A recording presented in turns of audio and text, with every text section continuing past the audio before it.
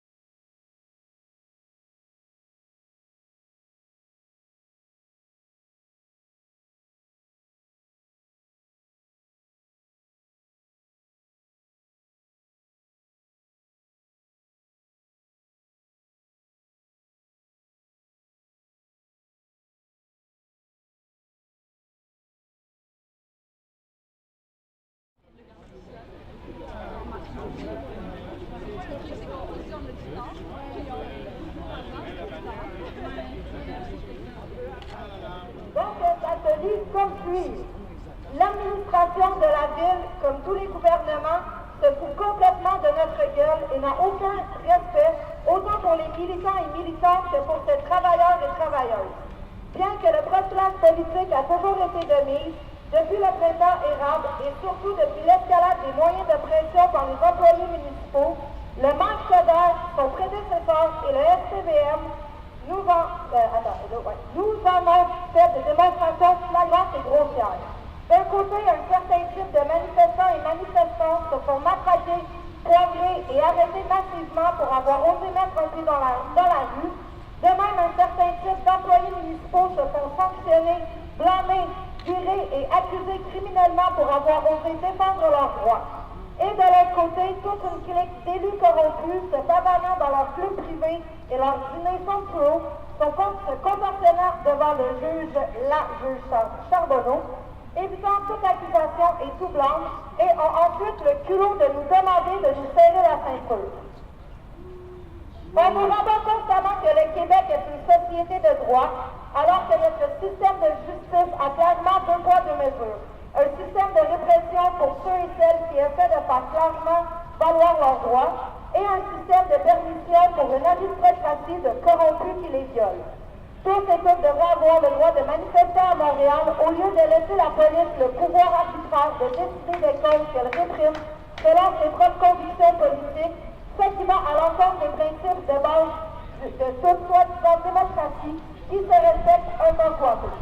En dépit de notre solidarité envers les travailleurs et travailleuses en lutte contre le projet de la loi 3, nous ne sommes aucunement solidaires avec les policiers et policières. Je pense que là, je vais la répéter. En dépit de notre solidarité envers les travailleurs et travailleuses en lutte contre le projet de loi 3, nous ne sommes aucunement solidaires avec les policiers et policières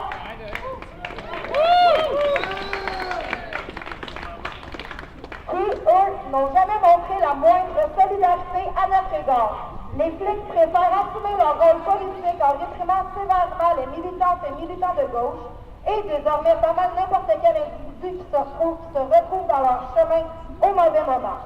Nous souhaitons par la même occasion dénoncer l'attitude répressive des bureaucrates syndicaux et de leurs groupes qui nous profilent et veulent nous contrôler dans les rassemblements, comme on a pu le voir le 20 septembre dernier lors de la manifestation contre le projet de loi 3, la cible de profilage évidente de la part à la fois du SPVM et du service d'ordre syndical.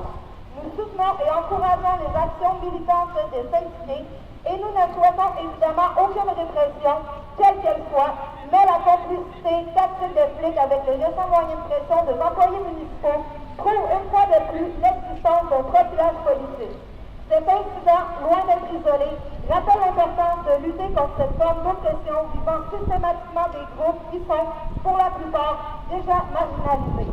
Le collectif opposé à la brutalité policière, la convergence des luttes anticapitalistes, la section montréalaise syndicat industriel de travailleurs et travailleuses et l'Association pour une solidarité syndicale étudiante ont décidé d'allier leurs forces. Ces quatre collectifs organisations sont constamment la cible de profilage politique lors des événements qu'ils, elles, organisent. La manifestation contre la brutalité policière du 15 mars et celle du 1er mai anticapitaliste sont systématiquement réprimées, sabotées et depuis quelques années carrément interdites en pratique. Les manifestations de l'AC réussissent à décoller, mais se terminent par de la brutalité démesurée de la part du SPVM et les contingents syndicaux du FICT, IWW sont étroitement encadrés par les guerriers nerveux de la brigade urbaine. Sur cette note, j'inviterai l'AC à venir prendre la parole, s'il vous plaît.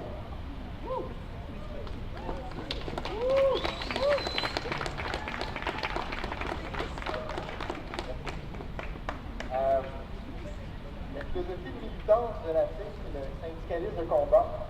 Ça signifie qu'en tant que syndicat, on prend la défense de ses membres.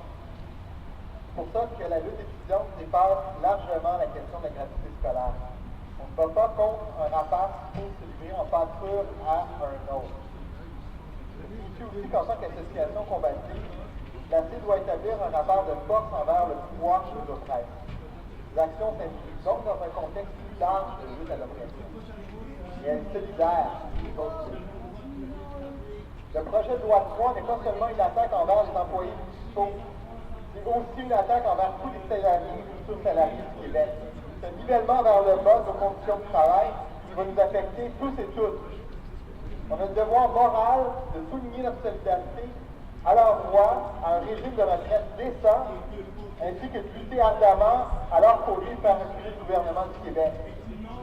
C'est pour ça que ça s'impose que l'AC participe à cette mobilisation, parce que toutes les attaques contre les employés municipaux sont des attaques contre tout le monde. L'AC, en tant que syndicat étudiant qui organise des mobilisations, des actions directes sans collaborer avec la police et dans le but de perturber le statu quo, c'est toujours à titre de répression policière et politique.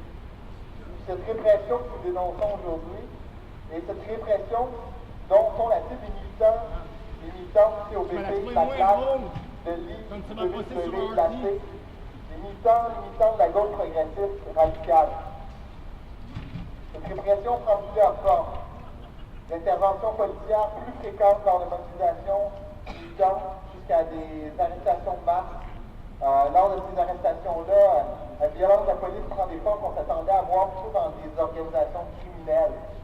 Des menaces de mort, des harcèlements sexuels, des voies de fait, migrement, des mépris, autres brutalités destinées à humilier, à déshumaniser les victimes. Depuis 2012, plus que 3700 personnes ont été arrêtées dans des arrestations de masse lors de 26 manifestations. Des centaines de personnes ont été arrêtées individuellement en vue de règlements municipaux ou arrêtées aux criminels avec des conséquences importantes pour leur vie. Très, très nombreux les gens qui portent encore des blessures qui sont de séquelles physiques et psychologiques. À qui veut bien l'entendre, la SPVM prétend qu'il n'y a pas de profilage politique. Par contre, par exemple, ils disent que nos manifs sont les seuls où l'itinéraire n'est pas donné, comme si c'était une raison pour charger les manifestants en grand coup matraque. Non seulement c'est un prétexte, mais en plus c'est faux. En 2013, par exemple, selon les données du SPVM, il y a eu 48 manifestations sans itinéraire, 30 et des arrestations de masse pour 10 d'entre elles. En 2004, en janvier et août, il y a eu 32 manifestations sans itinéraire, des arrestations de masse pour juste simplement 2 d'entre elles. Comme par hasard, c'est le COBB de la classe. L'argument de la non-divulgation d'un itinéraire est un mensonge, un prétexte qui sert à camoufler le profilage politique et les vraies raisons des interventions policières. L'identité politique et les conditions politiques des militants et des militants. Nous serait trop de le répéter, de le dénoncer. Il y a un phénomène de discrimination politique systématique à Montréal depuis bien avant 2012. Les policiers et policières de la SPVM arrêtent, frappent, matraquent, gazent, répriment, non pas en fonction de l'égalité des manifestations, ni en fonction de ce que les manifestantes et les manifestants font, mais bien en fonction de leurs conditions politiques. Quand les amendes sont très salées ont commencé à pleuvoir sur les manifestants, la municipalité s'imaginait profiter de ça. S'imaginait qu'elle allait regarder ces cas déjà bien entamés par la grève étudiante. Mais on s'est tenu, il y a plus d'1 million d'arrêtés qui ont contesté leur contravention. Puis la ville s'est ramassée avec 1 millier de dossiers à défendre, le plus souvent avec des preuves faux mêmes. Jusqu'à présent, la poursuite a abandonné les charges pour 3 arrestations de masse, pour le 25 avril 2012 et le 23 mai 2012, et en partie pour le 20 mai 2012. Un procès pour l'arrestation du 21 avril 2012 s'est terminé avec un arrêt de procédure en raison de délais déraisonnables. Mais ce n'est pas fini, bien au contraire. Plus de 6 procès auront lieu dans les prochains mois. Ceux-ci coûtent cher à la ville et permettent de remettre en question les pratiques de la police. La répression de la police a rendu normale et les juges ont pris l'habitude de louanger va à l'encontre de toute notion de droits fondamentaux.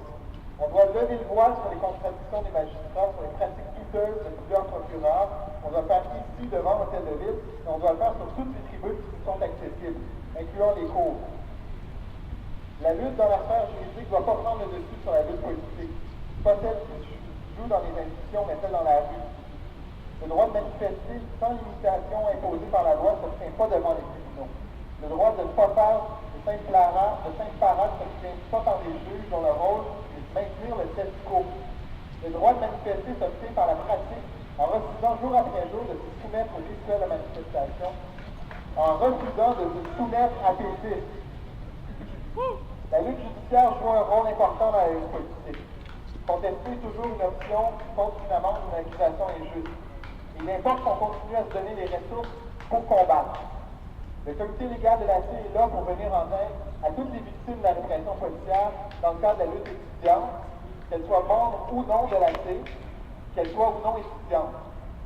Je vous invite à consulter, à contribuer d'autres initiatives de défense et d'autodéfense par les cours des arrêtés, comme le wiki des arrêtés et la clinique outrage au tribunal qui vient voir le jour. Merci beaucoup de vous être déplacés. Merci aussi à mes camarades qui ont fait des discours avant. Le mien sera un peu plus bref. Donc, je suis du syndicat industriel des travailleurs et travailleuses, aussi appelé l'IWW, Industrial Workers of the World. Donc, pour nous, c'est important aujourd'hui de prendre la parole aux côtés de nos camarades du collectif opposé à la brutalité policière, de l'Association pour une solidarité syndicale étudiante, ainsi que les camarades de la Convergence des luttes anticapitalistes pour dénoncer le profilage politique. Un profilage qui s'exerce contre tous ceux et celles qui se lèvent, qui contestent, donc contre les militants d'extrême gauche, les militants progressistes radicaux et bon nombre de personnes des mouvements sociaux. Notre syndicat a d'ailleurs été victime de ce profilage lors de 2 manifestations passées, notamment celle du 20 septembre organisée par les centrales syndicales. J'imagine que vous avez vu les photos de notre contingent qui était le seul entouré de flics, mais aussi lors de la manifestation du 31 octobre qui était organisée par la coalition opposée à la privatisation et la tarification des services publics. On profite également de l'événement d'aujourd'hui pour réitérer notre opposition à toutes les mesures d'austérité et différentes politiques qui nous appauvrissent, qui appauvrissent la classe ouvrière. Cette austérité s'accompagne d'ailleurs d'une augmentation de la répression, parce que plus on se lève, plus l'État doit mobiliser ses chiens de garde pour nous réprimer, pour nous faire taire. Et si nous contestons, l'État doit mobiliser ses chiens de garde contre nous tous et toutes. Parmi les mesures d'austérité, bien sûr, la loi 3, qui coupe dans les régimes de retraite des employés municipaux. Ironiquement, les flics sont aussi touchés, mais c'est pas une raison pour eux d'être solidaires avec les personnes ou les groupes touchés par les différentes autres mesures antisociales. Pour nous, on réitère que nous ne sommes pas solidaires des policiers et policières, mais des travailleurs et travailleuses autres qui sont touchés par ces mesures. Parce que les flics qui continuent de nous taper dessus généreux. Pour nous, c'est important de soutenir ces employés-là, les autres employés de la fonction publique, qui sont attaqués parce que si leurs conditions de travail sont attaquées, c'est ceux de l'ensemble de la classe ouvrière qui le sont. C'est tous les travailleurs et travailleuses qui vont pas bénéficier, mais qui seront touchés indirectement par un nivellement par le bas. Donc, c'est pourquoi on appuie ces personnes.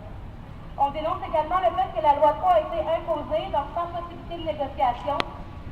Donc, on bypasse les conventions collectives, qui démontre encore une fois les limites du légalisme, donc c'est un total bâillon. Qui nous rappelle que la loi est toujours du bord des boss, au grand plaisir de la bourgeoisie.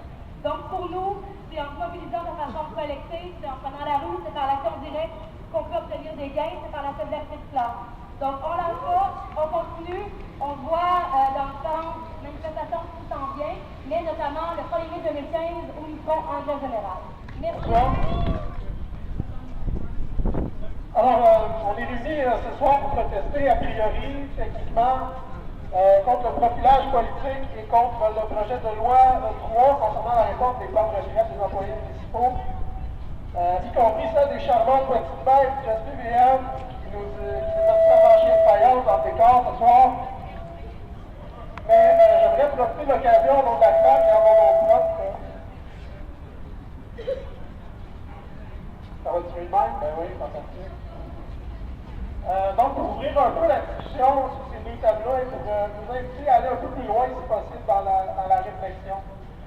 Quand on parle de profilage politique, on parle de quoi exactement? Une sorte de déclinaison du phénomène sociologique, de profilage racial, de profilage social. Donc, quand on y pense bien, quand on étudie un peu l'histoire de la police notamment, est-ce que ça ne serait pas plus juste de dire que la police existe pour exercer ces différentes formes de profilage? Est-ce que le profilage politique, dans le fond, ne serait pas la raison d'être de la police depuis sa création? Est-ce que c'est pas, dans le fond, son rôle, purement et simplement, que de faire du profilage, notamment du profilage politique? Qu'est-ce qu'on veut dire par là? C'est dans le fond, la police, c'est un peu l'enfant bâtard de l'État et du capital. Une force armée payée par l'État pour servir et protéger le capital, c'est-à-dire l'ordre capitaliste, donc avant tout, les riches, la bourgeoisie, le 1%, ou peu importe comment on veut appeler la classe des croissants capitalistes.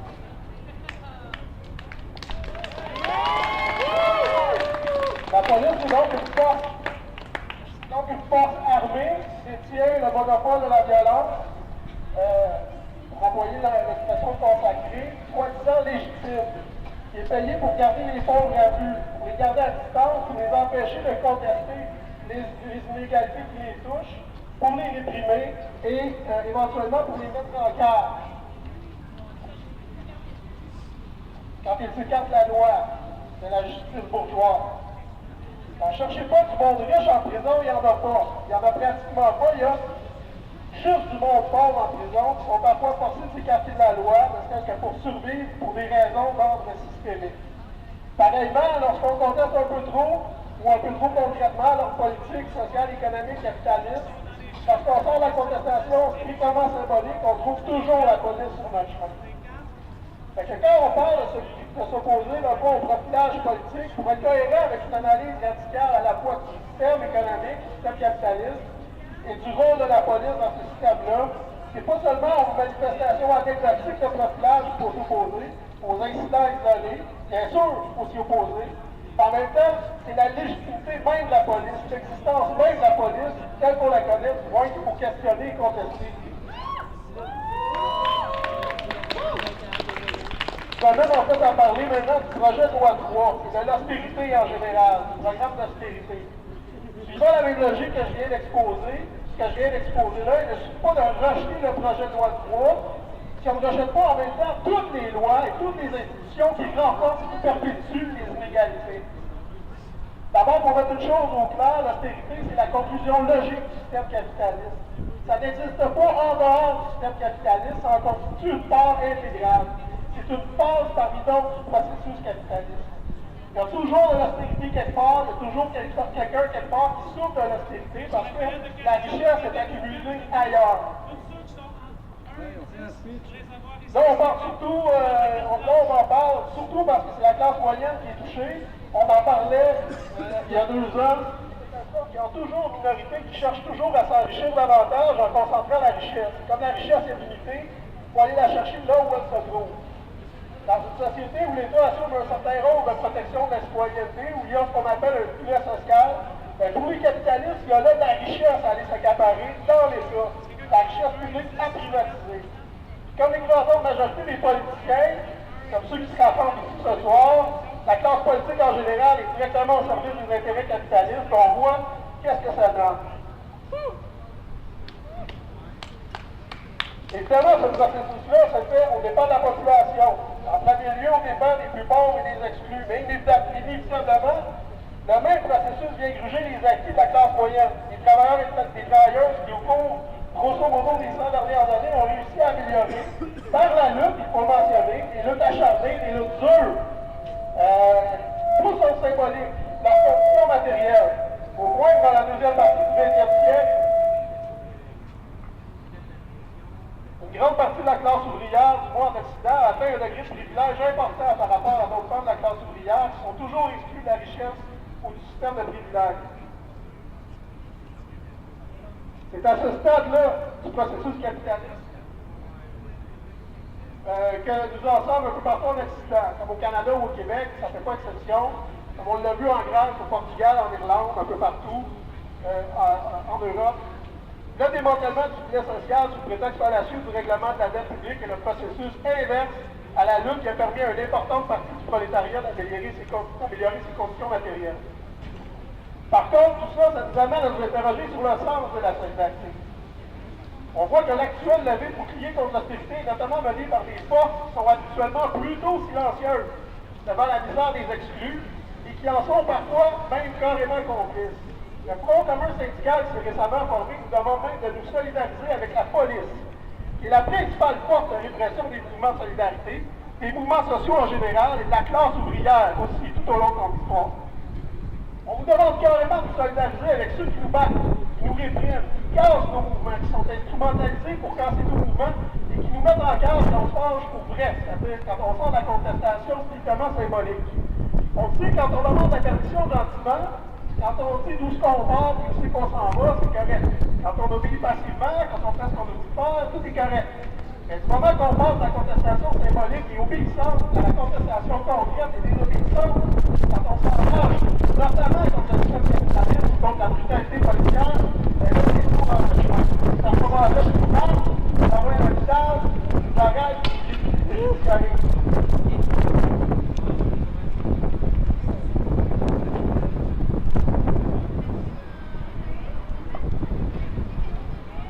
D'ailleurs, en parenthèse, le degré de répression, souvent, je pense autour de la menace qu'on pense à l'économie. C'est pas un signe qu'on est sur la bonne voie, du moins qu'on est sérieux ou sérieux dans la volonté de changer radicalement les choses. Donc, une chose de solidarité des travailleurs et travailleuses, évidemment, ça fait une grosse partie de la société pour trouver sans position en commun social, c'est une objectif de la classe ouvrière. Il y a quelque chose de en place dans ces politiques, et je vous invite à questionner les programmes de mouvement-là à certains éléments. En tout cas, personnellement, vous n'allez jamais manifester la manière d'une bannière qui est tenue par le président encore. Bonjour à toutes et à tous. L'AJP joint sa voix à celle du COPP, à la CLAC, au IWW et à la C pour dénoncer avec force le profilage politique dont font l'objet les militants et les militants de ces organisations, notamment dans les manifestations de l'État.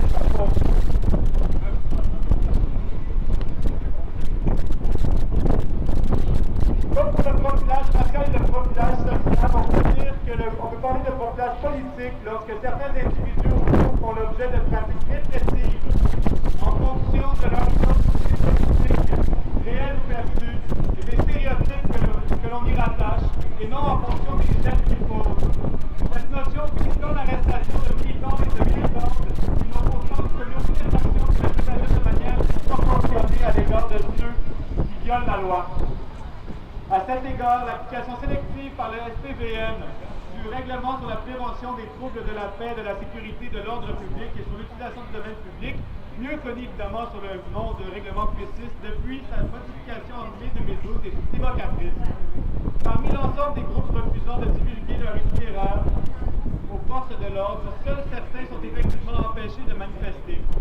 Les itinéraires aux forces de l'ordre, les policiers, conformément à l'approche de la neutralisation stratégique aujourd'hui dominante dans le maintien de l'ordre pendant les manifestations, c'est des organisations perçues comme transgressives et susceptibles d'entraîner des perturbations.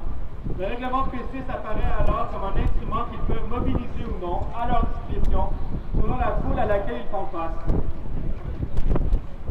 L'objectif n'est pas seulement de punir les manifestants et les manifestantes récalcitrants leur mettant une condition d'infraction, mais aussi d'empêcher des mobilisations ultérieures. En ce sens, le système de justice pénale est mobilisé pour légitimer des pratiques policières répressives et discriminatoires. De même, les arrestations et les détentions prolongées et les interventions musclées qui accompagnent ce profilage ont un effet paralysant sur les mouvements sociaux. Ce profilage politique n'est pas uniquement l'œuvre de quelques policiers et policières déviants et déviantes. Il s'agit d'une pratique systémique du SPVM. Le nom de l'escouade Gamma constitue un exemple patent des activités politiques de certains mouvements sont sous la loupe du SPVM. Cette surveillance accrue s'inscrit dans une tendance à la criminalisation de la dissidence politique au Canada. L'AJP invite donc le SPVM et la Ville de Montréal à respecter les libertés d'expression et de manifestation de tous ceux et celles qui manifestent, et ce sans égard à leur opinion politique. Le profilage politique doit être dénoncé non seulement devant les tribunaux, mais aussi dans la rue. Merci beaucoup.